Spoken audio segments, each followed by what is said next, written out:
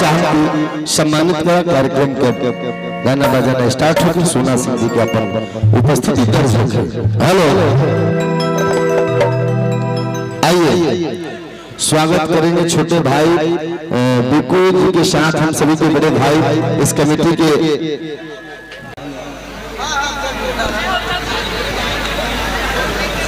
बहुत बहुत धन्यवाद। सोना सिंह जी तनी मॉनिटर में बढ़ी आउ तो बढ़ देता अच्छा हो। हेलो हेलो हेलो हेलो, आइए इस अंदाज से कार्यक्रम का आगाज भाई बिल्कुल स्वागत गीत गा करके किए इस मंच के माध्यम से सभी आगंतुक अतिथियों को सम्मान किए अपने ग्राम डैडी के इस पावन पवित्र वसुंधरा धरती पर। अब सोना सिंह जी का अपना निजिन था, उन्होंने हाजिरी लगाने का काम के दिल से सदवाद व्यक्त करता हूँ। लेकिन अब मैं साउंड और मंच माइक के हवाले करता हूँ भोजपुरी के एक ऐसा संस्कार की परिपाटी को जो बाबा विश्वमित्र की तपोस्थली गंगा के उस कछार पर बक्सर की धरती से भाई अरविंद गिला उर्फ कल्लू जी भोजपुरी फिल्म अभिनेता सहगायक जिनका आवाज में एक अलग रसक है, अलग शुमार है। और माँ ने ऐसा आशीर्वाद दिया है कि जमीन पे जिस पे चादर से ढाल देता है, जमीन के जिस पे चादर से डाल देता है, हवा की रूह को बादल से ढाल देता है। अरविंद गिला और कल्लू जी गाते नहीं है, जब वो गाते हैं तो अंतः मन से कलेजा निकाल देते हैं। उनका गाने का तजुर्बा है। सब हमारे सरस्वती के साधक बेटे अंजनी भैया की पूरी टीम के साथ सुमित हैं, मैं स्वागत करता हूं, अभिनंदन करता हूं, क्योंकि आज दुनिया की हर कोई सिर्फ संस्कृति छोड़ रहा है। सुनिएगा साहब, मंचा सिंह जितने बड़े भाई लोग हैं, सब पढ़े लिखे विद्वान लोग हैं, जनता जनमानस है, तमाम यूट्यूब चैनल से आए बड़े भाइयों लोग को स्वागत करता हूँ। इस संवेदना का स्वर में खड़ा करता हूँ और ये मंच हवाले करूंगा कल्लू जी को, उनका अपना अंदाज होगा। तब मैं कहना चाहता हूँ कि आज दुनिया की हर कोई सिंह संस्कृति छोड़ रहा है, त्योहार से मुंह मोड़ रहा है। गौर कीजिएगा, मैं झूठ नहीं बोलता। बाप बेटे से हाथ जोड़ रहा है, बेटा बाप से हाथ जोड़ने का शिष्टाचार छोड़ रहा है। घर में बुढ़िया माई के 3 टाइम पिटाई हो रही है, लुगाई की पूजाई हो रही है। बीबी के आदा पर बेटा फिदा है, बीबी के आदा पर बेटा फिदा है। बेटे के नजर में बाप बेहुदा है मगर ससुर खुदा है। ये दुनिया कितनी तबाही और मंदिर की तरफ जाएगी। जब से देखा है अपनी माँ को, दिल पे कंट्रोल नहीं रह गया।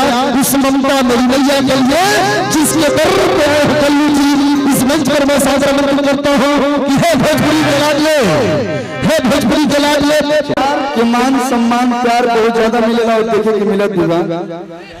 एक वो इससे कंप्लेन है भैया कर देना, आप लोग के बीच हम कंप्लेन कर रहे हैं इनसे और प्रियांशु सिंह दोनों लोग से। ये लोग 2 साल से हम लोगों को मगही गाना नहीं गवा रहा है।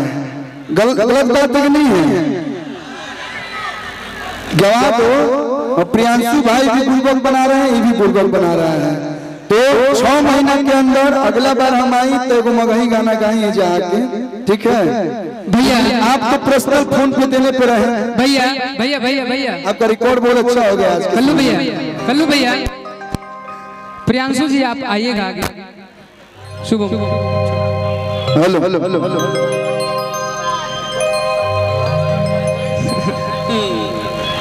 अब क्या बोले, आप तो लक्ष्मण है, राम उधर बैठे हैं और भरत इधर है, शत्रुघ्न भी इधर है।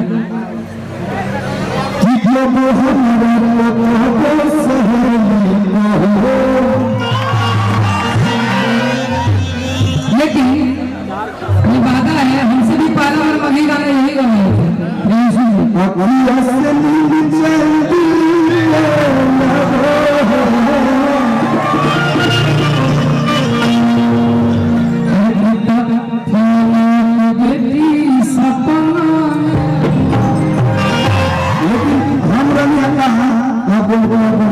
हम ये बोल रहे हैं, आपका जो कंट्रोल कोड है बहुत साथ है मेरे पास, वो गाना गाने के लिए भी नहीं इशारा करता कि क्या कहना है क्या नहीं कहना है।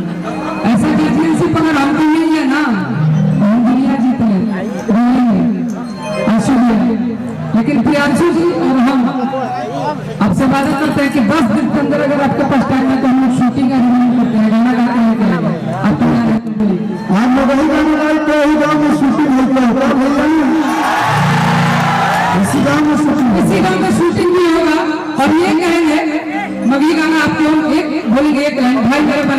कि बिछड़ी छागल पे हम कि जब प्रेमी तू हमसे प्यार कि बलिया के दिल तलिया झुका जहाना से की देबोहा सबसे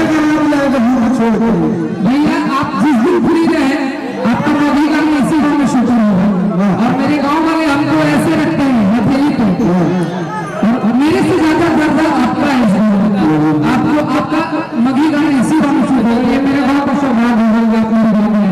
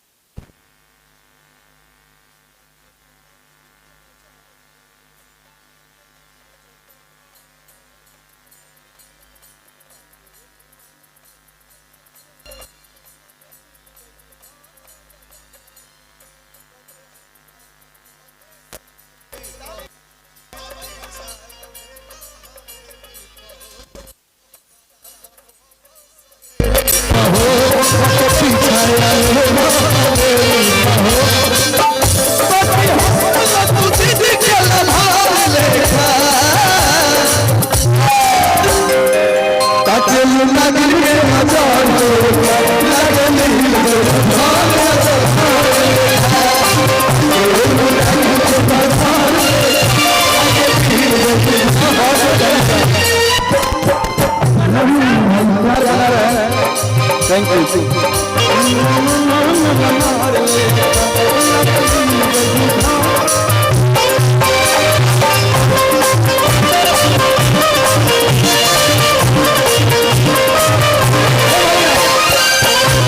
भैया हाथ कम कर, हेलो हेलो हेलो करिया शर्ट वाले भैया जो आए हैं भैया, हेलो दोनों भैया पीछे हो जाए, थोड़ा सा पीछे हो जाइए।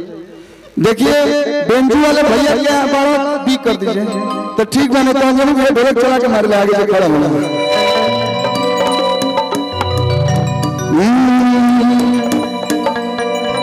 अच्छा साथी भी आगे करके कर हो बोलते क्यों पे ना हम जानते हैं कि कुएत में भी आ रहा है, लेकिन लोगों लोग अभी बाने बाने लो